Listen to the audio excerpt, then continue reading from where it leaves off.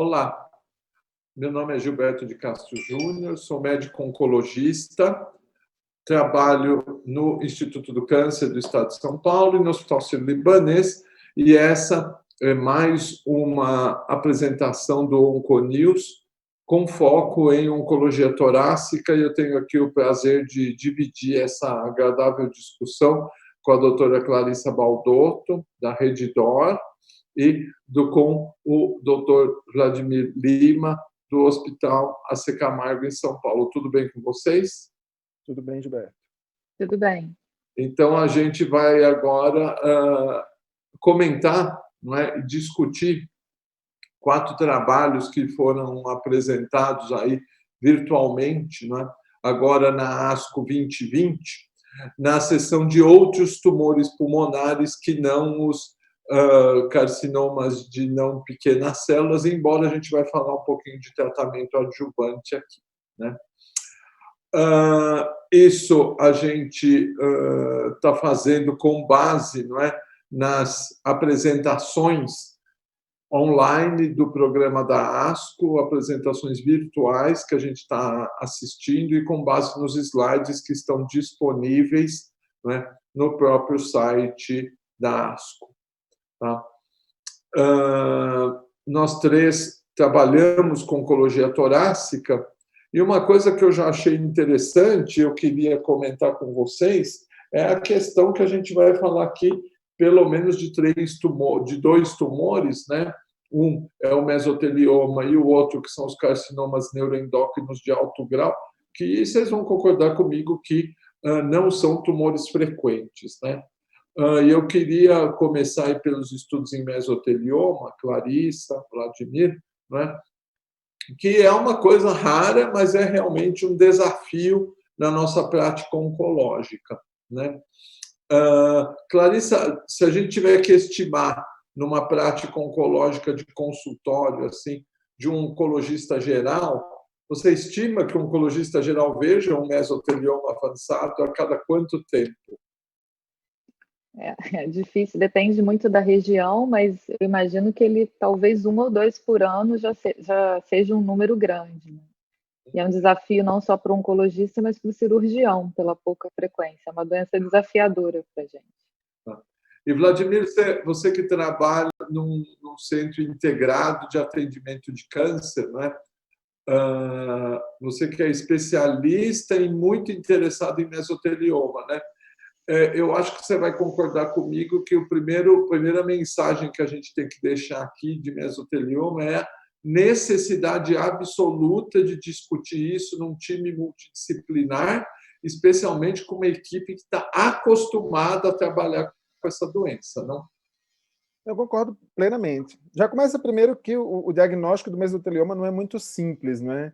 Tem poucos patologistas que têm a expertise de dá muita confusão com placa pleural, com adenocarcinoma de pulmão mesmo. Então, até por isso, talvez a gente tenha uma frequência, além da gente não ter um registro adequado, né? Isso atrapalha entender como é a doença, qual a frequência da doença e, consequentemente, atrapalha a discussão, né? Poucas pessoas têm número suficiente ou experiência suficiente de tratar essa doença, como você comentou, e aí é fundamental que se reúnam todos os profissionais envolvidos na condução do caso. Perfeito. Clarissa, eu vou começar, então, com o resumo de número 9003, tá? O primeiro autor se chama Patrick Ford, é o resultado aí, né, de um estudo multicêntrico americano, né, que eles chamam de PRE, né, um estudo do grupo DECOG 0505, né? É um estudo, então, que vai avaliar, não é, a imunoterapia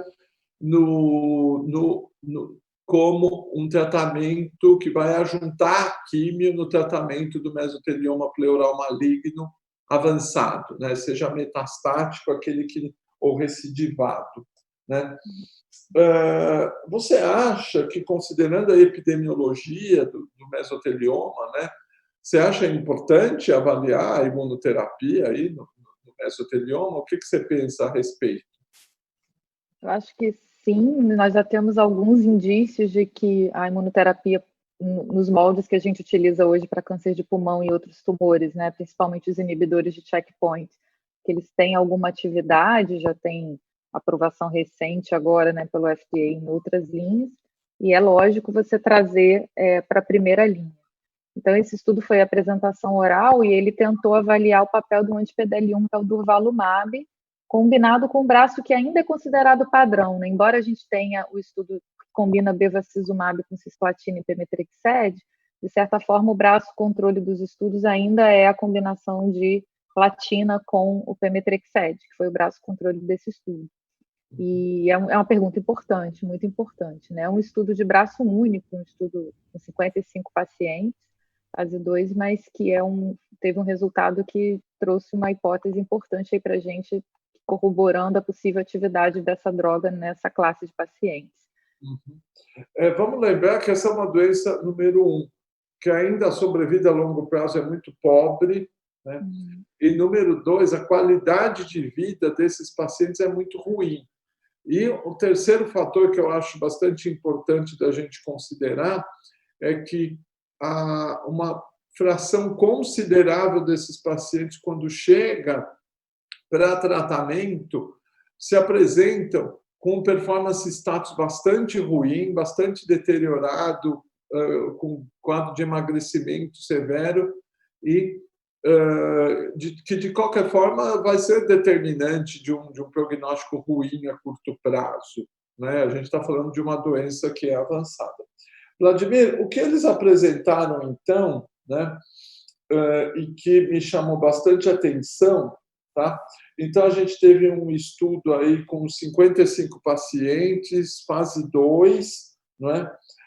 Eles colocaram uma coisa bastante interessante. Nos primeiros 15 pacientes, eles fizeram uma monitorização de toxicidade, né, de dose limitante bastante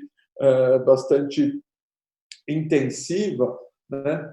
E eu acho, e você vai concordar comigo, que a população, acho que ela foi bem representativa, não é, do paciente que a gente costuma ver com mesotelioma maligno, né? Predomínio masculino, predomínio de histologia epitelioide, né? E daí esse estudo, cujo objetivo foi avaliar a sobrevida global desses pacientes, né, que foram tratados com essa combinação platina, pemetrexed, durvalumab, né, um anti-PDL1, mostrou aí, não é, com um segmento mediano de 20 meses, que eu achei bastante bom, né, uma sobrevida global mediana de 21 meses e uma taxa de sobrevida em 12 meses, tá, de um ano, aí, então, que foi de 70%. Resultados bastante animadores, você concorda? Eu concordo. Apesar de, como você falou, as características serem muito próximas daquilo, eles tiveram um pouquinho mais de histologias no epitelioide do que a gente esperaria, né? Se você somar o bifásico com dá 25%, né? Em algumas séries a gente encontra em torno de 14%, o que torna o trabalho mais interessante ainda. E eu concordo que a sobrevida é um desfecho robusto, né? Sobrevida global, e muito superior ao que você tem com platina e pemetrexed de mediana, né, que é em torno aí de 12 a 16 meses, se você considerar o MAPS, que é o dado mais recente com platina e pemetrexed, em torno de 16 meses a mediana. Então, 4 a 5 meses de ganho. O único comentário, e a Clarissa comentou, apesar de não ter sido incorporado o bevacizumab, no estudo MAPS, o braço que recebeu bevacizumab tem uma mediana de sobrevida de 18 meses. Né, e essa mediana desse estudo cai dentro do intervalo de confiança do braço que recebeu bevacizumab. Então, fica aquela pergunta, tem um fase 3 correndo, né, para confirmar esse dado, mas se é equiparável, se no final a gente vai ter uma coisa que é equiparável, ou se, na verdade, valeria a pena até combinar essas duas estratégias para a gente até ter um ganho superior, dado a biologia da doença. Mas, sem dúvida, é um dado bastante interessante até porque a taxa de resposta também é bastante interessante, né? Maior do que a gente vê, como você falou, esses pacientes são muito sintomáticos pela doença, é maior do que a gente vê com pemetrexed e platina também. E normalmente isso se traduz em respostas duráveis, né, com imunoterapia. Tiveram em torno de 56%, né, de taxa de resposta, chamou atenção. Uhum. Clarissa, então, se a gente levar em consideração aí essa taxa de resposta, o que eles estão observando de sobrevida global e a toxicidade, que aparentemente não foi um problema maior aí, né, pelo menos dos dados que foram apresentados, tá aqui, inclusive tem isso no resumo, né, eu vou ler para vocês, que o estudo de fase 3, que eles vão chamar de DREAMER, avaliando platina pemetrexed sozinho versus platina pemetrexed durvalumab, está para começar nos Estados Unidos e na Austrália.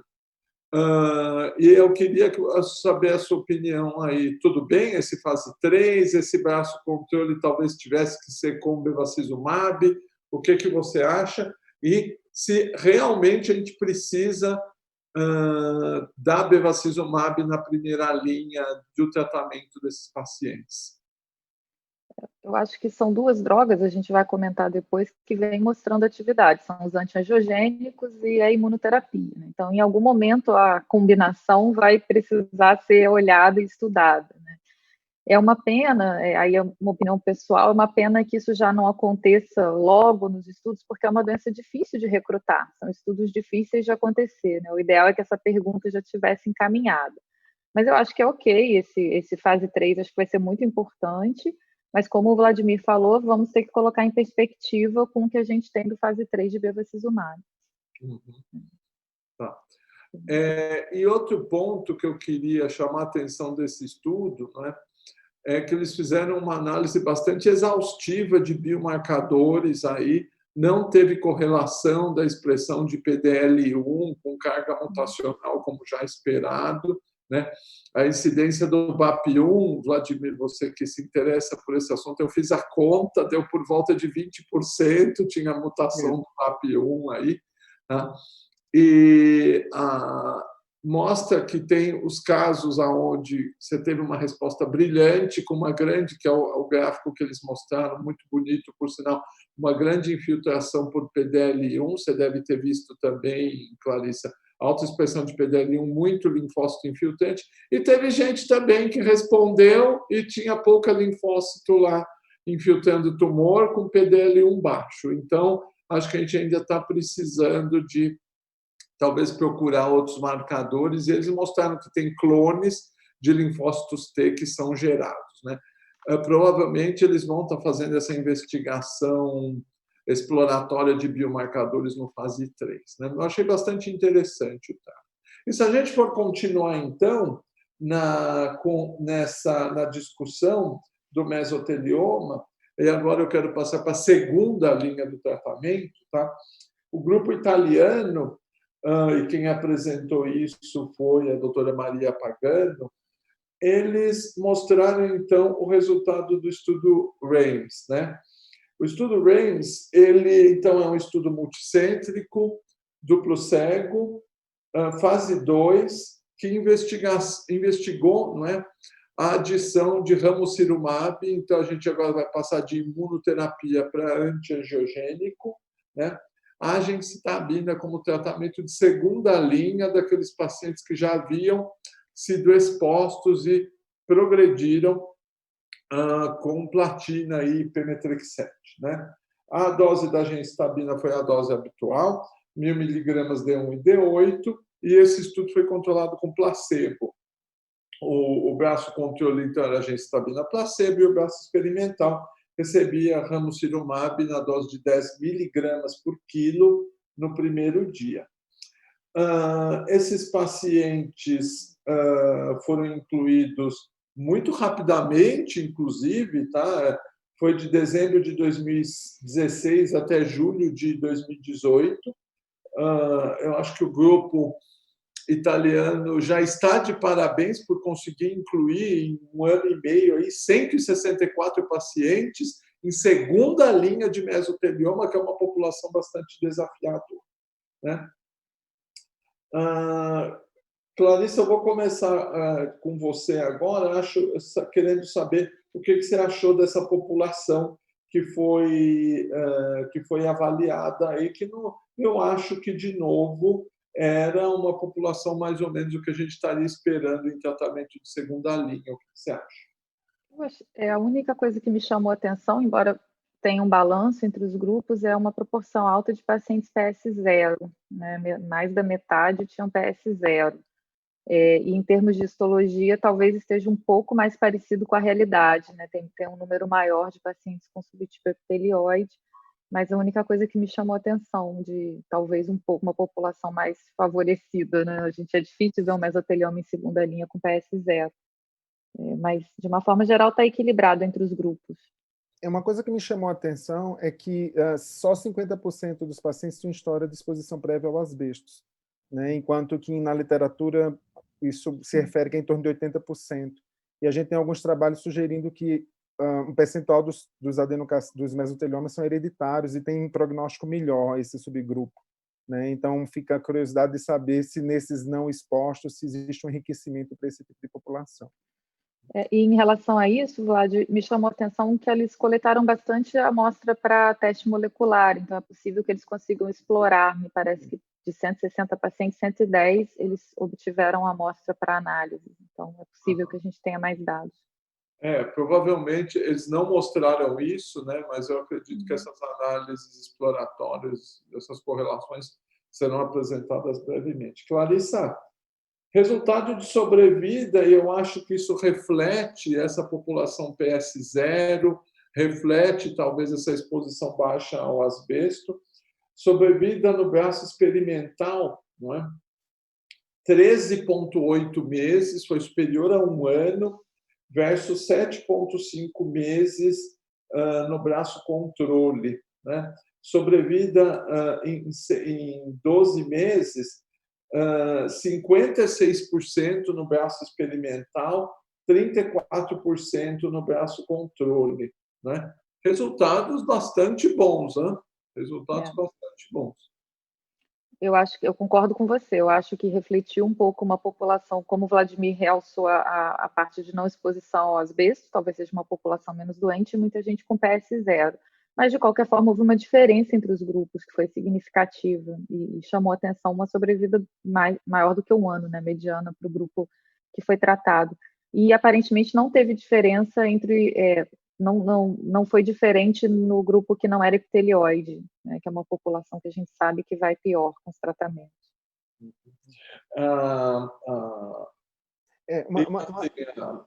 A questão aí, que eu achei bastante interessante desse estudo aqui, é que mostra um caminho para um tratamento de segunda linha não baseado em imunoterapia, né? E esse estudo é randomizado, é de fase 2, e já dá para levar, Vladimir, isso para o tratamento? Você acha melhor esperar um pouco? E como que a gente trabalha isso com alguma recomendação que talvez, provavelmente, a maioria de nós pensa em algum momento incorporar a imunoterapia no tratamento desses tumores? Eu acho que a gente não existe padrão de segunda linha para mesotelioma, né? Os resultados com qualquer tratamento, normalmente usa vinorelbina ou pemetrexed, se o intervalo de exposição a pemetrexed prévio foi longo, ou gencitabina, né, como foi usado aqui nesse estudo no braço controle, mas os resultados são muito pobres, né? E os dados de imunoterapia em segunda linha, eles são controversos. A gente tem alguns dados de fase 2 mostrando benefício, mas teve uma publicação recente de um fase 3 que não mostrou ganho do pembrolizumab quando comparado com quimioterapia em segunda linha, né? Então, talvez faça diferença da imunoterapia. A gente tem visto isso para vários tumores em primeira linha, segunda linha, e para alguns tumores essa diferença é muito grande. O racional biológico é forte, né? Esse é um tumor que produz muito VEGF. O VEGF é um fator mitogênico para a célula de mesotelioma, e a gente tem os dados, como a gente comentou anteriormente, do MAPS, mostrando ganho de sobrevida global, sobrevida livre de progressão e taxa de resposta. Esses pacientes aqui, eles não tinham sido expostos previamente, né? Quem foi exposto previamente à terapia antiangiogênica foi excluído, né? Não sei se o resultado seria o mesmo, como a gente viu em câncer de pulmão. No Revel não fez diferença quem tinha sido exposto ou não a bevacizumab anteriormente. Eu não sei se aqui seria diferente.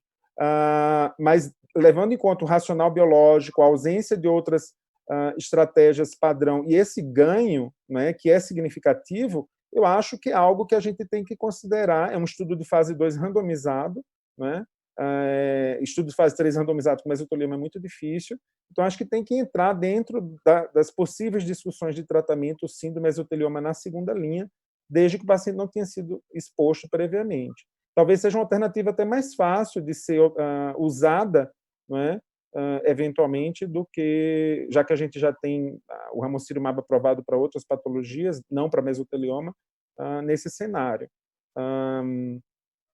Então, acho que sim, acho que é algo que pode ser considerado para essa população especificamente. Né? Agora, se eu daria imunoterapia em detrimento disso, pergunta difícil. E aí vai depender, eu acho, se você acredita no papel da terapia antiangiogênica para mesotelioma ou não. Provavelmente eu usaria imuno antes. Né? Eu acho a questão que eu tenho a impressão, e depois eu quero ver o que a Clarissa acha isso, que do mesmo jeito a gente já tem dados anteriores que, por exemplo, nintedanib na primeira linha não foi positivo, né? Bevacizumab foi. Então, talvez tenha alguma coisa de população que foi selecionada, né, Clarissa? O que você pensa? Eu acho que tem duas perguntas. Uma, se a população é diferente, é bem possível, porque é difícil recrutar mesotelioma, então a gente vê diferença entre os estudos. E a segunda é que as drogas também podem ser diferentes, né? Antiangiogênicos não são tão homogêneos assim entre eles inibem receptores diferentes eventualmente, tem formatos diferentes da droga, então pode ser também alguma questão relacionada à droga. Esse é um ponto que eu queria comentar. Né? Na verdade, o estudo com cediranib e nintedanib, eles são inibidores de múltiplas quinases, né? E enquanto que o ramucirumab e o bevacizumab são terapias mais limpas, digamos assim. Né? Você está bloqueando especificamente o VEGF ou o ligante do VEGF. Talvez isso também seja parte da explicação. Tá ótimo. Eu queria mudar agora o assunto para tumores ressecáveis. Tá? A gente vai falar de pacientes que estão sendo tratados agora com intenção curativa. E a primeira coisa, eu queria começar com o capítulo 3 da história do estudo adjuvante chinês com gefitinib. Então, o professor Wu apresentou, né, o resultado de análise de sobrevida global, que ele chamou aqui de resultados finais, tá? do CETONG 1104, não é? O estudo onde eles recrutaram pacientes com câncer de pulmão, de células não pequenas, ressecáveis, N1, N2, né? E cujo tumor albergava a mutação ativadora do EGFR. E nesse estudo, essa já é a segunda apresentação no ASCO dele, né? Esses pacientes, após a cirurgia com intenção curativa, eram aleatorizados de forma randômica entre quimioterapia adjuvante, 4 ciclos de platina com vinorelbina ou gefitinib. Tá? E o que aconteceu foi que eles tinham apresentado em 2017 um dado de aumento de sobrevida de doença favorável ao braço do gefitinib. E essa apresentação do ASCO 2020 estava sendo muito aguardada justamente para entender como que ia ser a questão de sobrevida global numa população sabidamente enriquecidas com mutação ativadora do EGFR. E provavelmente não deve ter sido surpresa para ninguém, não é? Que com um segmento mediano aí de 77 meses, né, a sobrevida global foi, do ponto de vista estatístico, igual entre os dois grupos, não é? Então, a gente tem no braço do gefitinib uma sobrevida mediana de 75,5 meses e no braço da quimioterapia 79,2 meses. Isso gerou um hazard ratio de 0,96, P de 0,823. Tá? No resumo, ficou atrapalhado o que é sobrevida de 3 anos, sobrevida de 5 anos, tal, mas que não mostrou diferença de qualquer forma entre os dois braços, né?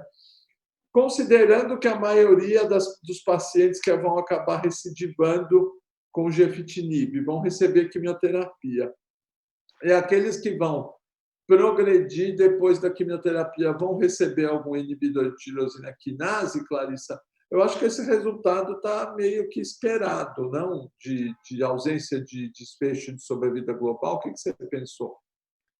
Aquela dúvida que a gente tem, se a terapia-alvo é capaz de curar mais pacientes ou não, se ela só está controlando uma doença que vai aparecer depois. Eles apresentaram o número de terapias subsequentes, foi bem equilibrado, eu achei que foi um número razoável de pacientes que utilizaram, então, a terapia subsequente, tanto com osimertinib, que já tinha acesso, quanto com outros inibidores e com quimioterapia. E eu acho que era um resultado que vem se repetindo com essas drogas. O que foi diferente nesse estudo, diferente, né? O que aconteceu foi que ele veio junto com um estudo que a gente não vai comentar, detalhar aqui, mas que é um outro estudo de terapia-alvo adjuvante, que é o estudo com os inibidores de terceira linha. Então, ele vai entrar no rol da discussão aí, pesando de forma negativa para a sobrevida global, né? Apesar de manter a sobrevida livre de progressão, de recorrência positiva, a sobrevida global foi bem igual, né? Foi negativa. Vladimir, comentário, e só não pode falar do estudo de fase 3 da plenária. Esse a gente vai deixar para outra ocasião. Eu acho que esse estudo ele é super enviesado e o próprio desenho dele é complicado, né? Porque o braço do gefitinib não recebe quimioterapia, tem muito N2, muito estádio 3, né? Doença de grande volume, isso aumenta a chance de você ver uma diferença entre de um tratamento com eficácia para a doença micrometastática. Ele já tinha um problema conceitual. Mas uma coisa que me chamou a atenção é que, apesar de não ter tido quimioterapia no braço controle, né, e não ter tido diferença de sobrevida global, não foi pior, né? A sobrevida não piorou. Então, assim, parece que não ter dado a quimio também não fez muita diferença no final das contas. É uma coisa que me chamou um pouco a atenção a longo prazo. E a Clarissa comentou que foi equilibrada, mas, na verdade, eu não acho que foi tão equilibrado assim, porque esperaria que mais pacientes tivessem recebido osimertinib na progressão, assumindo que 50% a 60% vai ter 690M na progressão, e no braço da quimioterapia, em contrapartida, a gente já sabia que todos eram mutados, e o percentual que recebeu TKI na segunda linha no braço da quimio foi bem menor do que deveria ter sido na prática, né? Assumindo que, inclusive, na China existe cotinib, né? Inibidores que são desenvolvidos por eles mesmos, né? Então, isso foram coisas que chamaram um pouco a atenção. E outra coisa que me chamou a atenção também é que, apesar de não ter tido diferença, a sobrevida global em quem, numericamente, né, em quem recebeu erlotinib e depois recebeu de novo TKI na época da progressão, ela foi numericamente superior a quem recebeu químio e depois recebeu TKI, né? E aí fica uma pergunta, será que a quimioterapia de alguma forma seleciona para doença de comportamento pior ou alguma coisa nesse cenário, né? Isso é uma coisa que justamente eu queria comentar e acho que os autores, para mim, esse foi o grande valor desse estudo, foi que eles mostraram aqui nos pacientes do braço do gefitinib. A gente está falando de poucos pacientes aqui, são 15 pacientes, mas a informação está aqui. Você teve uma taxa de resposta de 26% com o gefitinib, né? Aliás, com o TKI anti-GFR, provavelmente deve ter alguém que tomou gefitinib também, com uma sobrevida livre de progressão de 14,1 meses, ou seja, o que é uma coisa que eu esperaria para a doença metastática. Aliás, está muito... Assim, eu esperaria um pouco mais de taxa de resposta, mas ok. Talvez, para quem recidivou depois de um tempo, você fala, nossa, será que eu preciso dar químio agora, depois de dar gefitinib adjuvante? Talvez não. Talvez não. A gente consiga empurrar um pouco a químio para frente. Tá? Eu acho, só o que você disse, Vlad, o que eu acho que ficou mais próximo da realidade, porque a gente tem até os dados brasileiros, embora 60% desenvolvam, na prática a gente vê que quem recebe é em torno de 40%, né, do segunda. E o que me chamou a atenção nesse estudo também é que eles depois apresentaram um dado de que quem conseguiu seguir por mais de 18 meses, talvez exista um benefício de sobrevida global, e talvez essa discussão venha no contexto do ADAURA, que a gente não vai discutir hoje, mas essa questão do tempo de inibição, se é que isso faz alguma diferença. Eu acho que foi uma puxada um pouco com esse dado aí para tentar discutir tempo. E em relação ao que o Vladimir comentou, esse estudo é um estudo que eu usava até o momento para poder discutir adjuvância em pacientes que não podiam receber quimioterapia por algum momento. E eu acho que isso, de certa forma, se mantém na minha prática. Eu acho que, para mim, a mensagem é o seguinte: a gente vai ter que começar agora a testar EGFR em todo paciente operado, ponto. Ponto, porque essa informação é crítica. Tá? Se alguém não testava, agora não tem mais o porquê não testar. Né? Eu queria encerrar, então, com o resumo de número 9006, tá? Que é o estudo do grupo japonês. Quem apresentou foi o Dr. Ken Motsu. E é um estudo que vai avaliar um tumor que também não é tão frequente assim, que é o tumor neuroendócrino de alto grau. Né? O que inclui, não é, os pequenas células e os carcinomas neuroendócrinos de grandes células. Tá? E é um cenário clínico, Clarissa, que acho que assim, não é muito frequente, né? Você conseguir fazer um diagnóstico de um tumor neuroendócrino de alto grau, doença localizada, que o paciente conseguiu fazer um estadiamento sem metástase e que foi possível ser operado, ou seja, uma doença que, pelo menos na prática, não é tão frequente. O que você acha? Não, esse estudo, quando eu assisti, eu pensei, é um estudo japonês, tipicamente japonês, porque além dele fazer aquela pergunta, clássica pergunta do irinotecan versus o etoposide no tratamento desses pacientes, é um estudo com doença inicial, né, com um número grande de pacientes com doença inicial, e metade dos pacientes, mais da metade dos pacientes era estádio 1A e 1B, dentro do que eles selecionaram. Então, chama bastante atenção até a execução desse estudo. Não é um cenário frequente no nosso meio. De qualquer forma, eu acho que se a gente for pensar, pelo menos, mais para o lado do pequenas células, acho que vocês vão concordar comigo que quando a gente descobre esses tumores que eles ainda não foram operados, né, normalmente a gente vai tratar ele como pequenas células, doença localizada, você vai pensar em operar, né, e depois fazer quimioterapia com radioterapia, né? De qualquer forma, o que eles fizeram aqui? Eles quiseram investigar se tinha diferença, né? Fazer o regime etoposide cisplatina versus o regime cisplatina irinotecan e baseando-se nos resultados de NODA e colaboradores aí, que já fez mais de 10 anos, acho que já fez até mais de 15 anos esse aniversário aí. E as sobrevidas, vamos pegar aqui a taxa de sobrevida em 3 anos, foi 84 versus 79 e 84% para o braço EP, 79% para o braço IP, e não, o hazard ratio foi aí de 1,539, um P não significativo, e com as diferenças de toxicidade que são esperadas. Faz diferença, Vladimir, aqui no Brasil, a gente usar IP, IP? O que você pensa? Não. Os estudos em doença metastática em população ocidental, né, tem 2 estudos, não mostraram diferença nenhuma. Não é? Eu acho que a maior parte das pessoas termina usando o EP na prática, dado que não houve diferença. E o perfil de toxicidade não é lá tão diferente. Tem um pouco mais de toxicidade gastrointestinal com irinotecano, um pouco menos de toxicidade hematológica, mas a gente já está acostumado a lidar com toxicidade hematológica. Né? Então, do ponto de vista prático, não. Eu acho um estudo que acrescenta muito pouco. Eu fiquei também incomodado com o fato de metade ser LCNE, que é uma doença muito heterogênea. Né? LCNE que se comporta como não pequenas células, às vezes é um subgrupo até como tumor carcinoide, e misturar isso com pequenas células. Tinha 20% de pacientes com doença estádio 2 e 3, que a gente nem faz cirurgia, iria para quimio-rádio direto, né? Então, é um estudo que, eu acho, do ponto de vista de aplicação, é muito limitado, né? só se viu para consolidar que provavelmente etoposide de platina e irinotecaína e platina são a mesma coisa. Tá ótimo. Clarice, eu queria saber as suas mensagens finais sobre esse bloquinho aí, dessa miscelânea que a gente discutiu aqui.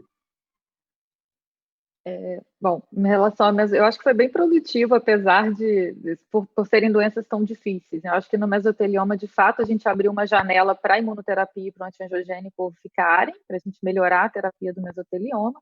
Em relação ao pequenas células, foi uma consolidação. Acho que é mais do mesmo, não mudou muita coisa.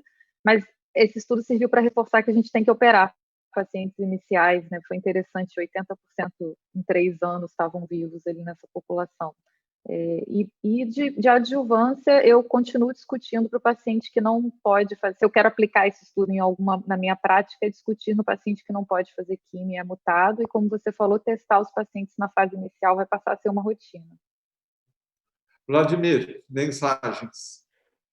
Eu acho que a gente precisa avançar muito ainda em mesotelioma, a gente tem pouquíssimas opções, né? Mesmo as opções de primeira linha são muito limitadas, então todo estudo que acrescenta alguma informação, algum ganho, eu acho que é importante. É muito importante ficar de olho nos dados de mecanismo e exploração biológica, né, para ver se surge algum sinal, não só para selecionar o paciente para receber o tratamento eventualmente, mas eventualmente para selecionar ou desenvolver novas estratégias. E no cenário do neuroendócrino, eu concordo com a Clarissa, né? Acho que a gente termina operando pouco pequenos tumores neuroendócrinos, talvez valha a pena selecionar, né, melhor quem talvez, porque provavelmente existe um benefício para um subgrupo de pacientes. Em relação ao uso de TKI, eu ainda, apesar de toda a empolgação que tem surgido aí com o estudo que a gente não vai discutir aqui, eu acho que o dado sobre a vida global ele termina, né, mostra que ele é muito importante, e a não ser realmente para populações muito frágeis ou que não queiram, de alguma maneira, receber a quimioterapia, TKI ainda é algo a ser provado, né? Mas, sem dúvida, eu acho que um ponto que você colocou é que não vai dar mais para a gente não investigar, pelo menos em doença inicial, a presença de drivers acionáveis, porque isso provavelmente, inclusive, vai estender para outras terapias-alvo, né, no futuro. Olha, acho que a gente teve uma discussão muito interessante. Muito obrigado, é sempre um prazer dividir antes a gente dividia o pódio, agora a gente divide a tela, não é? Muito obrigado, Clarissa, muito obrigado, Vladimir. Quero agradecer ao Onconius pelo convite, pela possibilidade dessa discussão. Tá? Agradeço a todos pela atenção. Nos colocamos aí para eventuais dúvidas, sugestões, questionamentos, propostas de estudos no Brasil, aí falando já como presidente do Grupo Brasileiro de Oncologia. Acho que a gente está com 2 outros membros aqui, acho que a gente está aberto à conversa. Tá? E queria que todos, então, continuassem a acompanhar aí essa cobertura Onconews do ASCO 2020. Muito obrigado e até logo.